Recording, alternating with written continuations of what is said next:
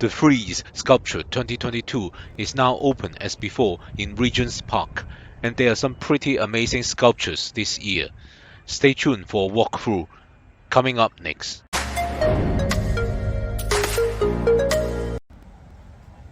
Hi, this is Ken and welcome to my channel, Ken Travels 360. Today we are at Regent's Park for the Frieze Sculpture. Every year, Frieze organises a sculpture festival in Regent's Park, London, to run alongside the Frieze London Art Fair that is being held mid-October. Admission is free and is a great way to enjoy the beautiful Regent's Park with some stunning sculptures. So for the first sculpture work, there are actually 10 park signs around the park. They are actually a little bit silly words on the sign, but they are quite funny. As we walk around, you will see a few of them. The next sculpture is Matthew Derbyshire's Hercules meets Galatea. Here is Galatea and that's Hercules. So behind me is a yellow and blue monk. This sculpture is made by Ergo Rondinone. This yellow-blue monk is part of the Artists, Nuns and Monks series. According to the official description, it explores the transcendence offered by the natural world and through color, form and mass evokes an altogether contemporary version of the sublime. This one is made by John Jono called Space Mirror's Mind. Behind me is the work by Robert Indiana's called Imperial Love. Robert Indiana often referred to himself as a painter of signs, as he converted texts into sculptures, referring to them as one-word poems. I've seen a few of his works before. In 2012, in Jerusalem, I saw this Ahava sculpture. Ahava is love in Hebrew. When visiting New York in 2015, we've also seen the original Love sculpture in Manhattan, as well as the Hope sculpture nearby. For the next sculpture, imagine Rodin's The Finger has left, leaving us just the bronze volume he was sitting on with an imprint of his bum and feet. In front of me is Jordi Carrick's Vertical Plane Me. Next we have Tim Atchell's Don't Look Back.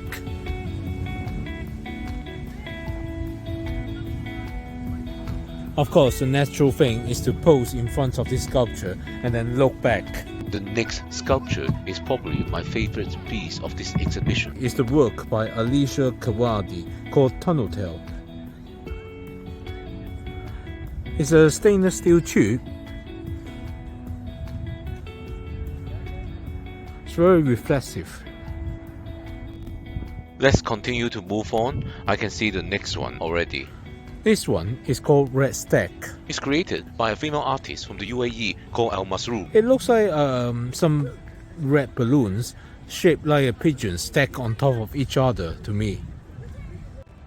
Next we have a ladder. Well, actually the name of the sculpture is Desire for Arrive At. Next we have Roy Robertson's Drench.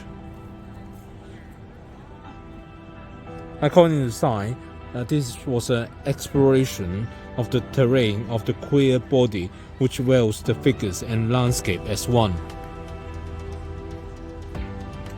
Right, I spotted the next sculpture. Okay, this one is actually quite special. I'll show you in a moment. This is a sculpture by George Ricky's 5 lines in parallel planes. Let me try to stay still and you will see the sticks moves on its own. This artwork is supposed to resemble tree branches gently rustling in the wind, and yet the 5 sticks never touch each other. With each stick over 25 feet tall, this sculpture has a uniquely impressive presence. This sculpture in front of me is called Speaker's Corner. This sculpture in front of me is called Curvae in Curvae. Curvae means curve in Latin. The sculpture in front of me is called Book of Boredom by Ida Akbar. Ida created this monumental painted sculpture in bronze, combining fragments from her own expressive paintings. The artwork resembles Dubito's monument with standing beasts in Chicago, which I saw in 2017. The next is a series of ceramic dial by Emma Hart. You will notice that they are not just sundial, but sundial with a face on it as well. It's very cute.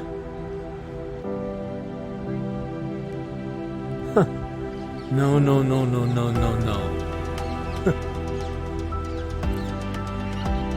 One more of these sundials. Oh, that's very clever. Next one is called Sim and the Yellow Glass Birds. Sim is a 9-year-old girl who lives in two worlds.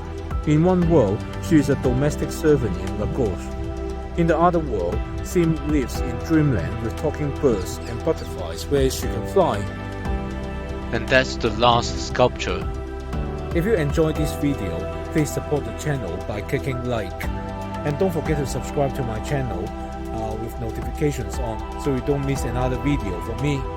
The leaves on this tree is starting to turn red. It's looking really pretty. I always enjoy coming to this Frieze Sculpture Park every year. The sculptures are always quite pretty and interesting and thought-provoking sometimes. But importantly, it also gives me an excuse to visit Regent's Park, which at this time of the year is looking pretty amazing with all the autumn leaves, blue sky. Well, when you have a good day like today, it's just pretty awesome. The Frieze Sculpture runs till 13th of November, so you still have plenty of time to come to Regent's Park to see this sculpture yourself. Thanks for watching this video. I'll see you in the next one.